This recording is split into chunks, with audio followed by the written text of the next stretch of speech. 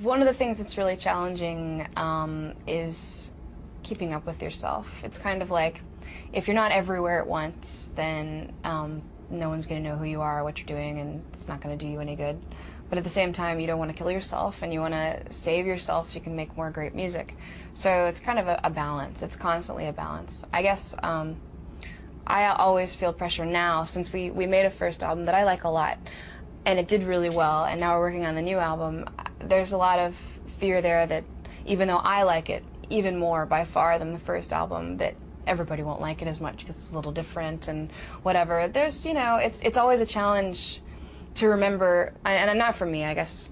I always want to write for me and not think of what somebody else is going to think. I always want to write music that I love, and that's the point, and if I love it, surely somebody else is going to love it.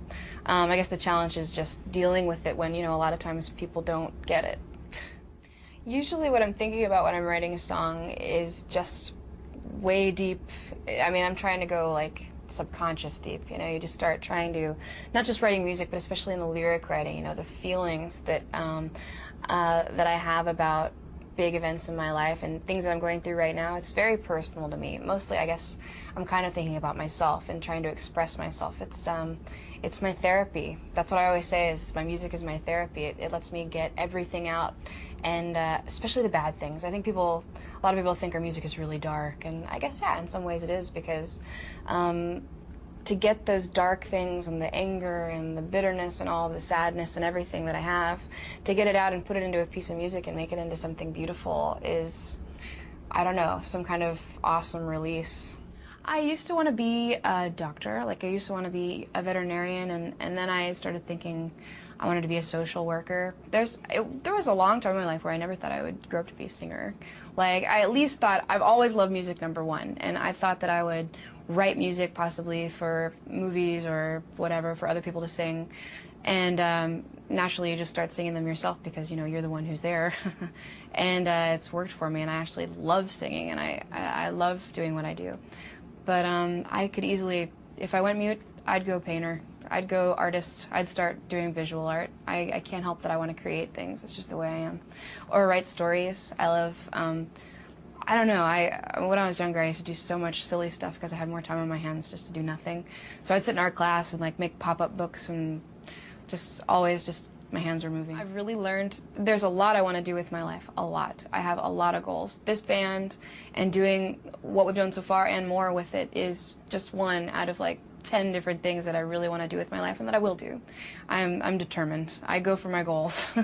But I love this band, and I want to do it for a while. But yeah, at the same time, I want to write and direct a film. I want to, I want to play Christine in Phantom of the Opera. I want to be an awesome mother. I want to, I don't know. There's so many things. There's like a million different things, and I will reach my goals. I have to.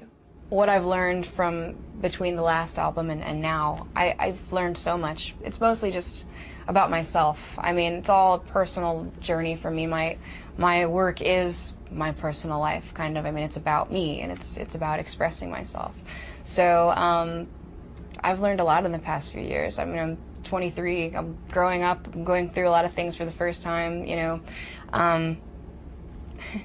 Learning to say no, a lot, and not give so much of myself to everyone, and try to save some for me. That's hard. That's always been hard for me. I don't know. It's so much. I feel like I'm in a therapy session. What am I saying? Yeah, I've learned a lot. But I guess mostly what I've learned is that I'm always learning.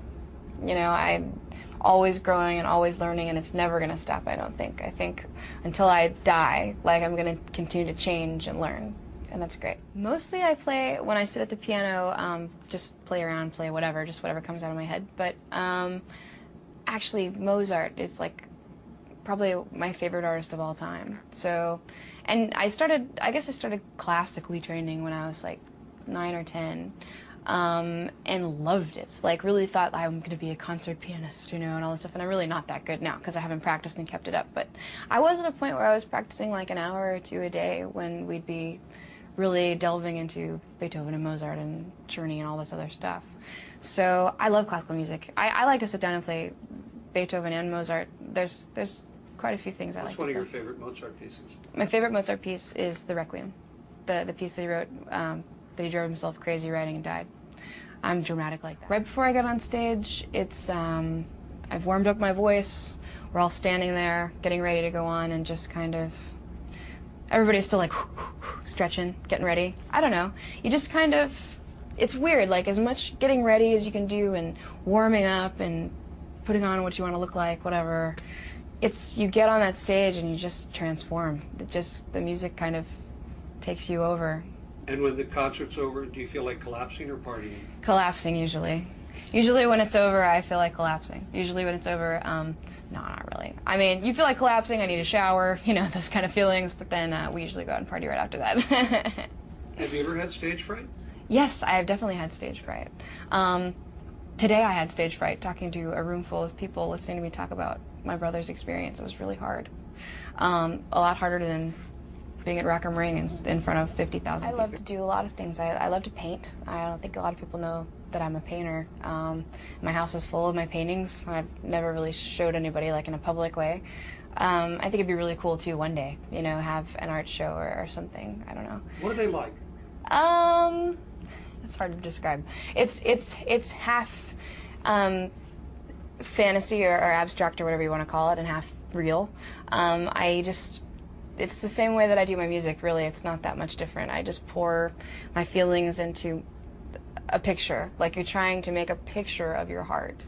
And I don't know how to describe them other than that. They're just emotional for me. It's just my release.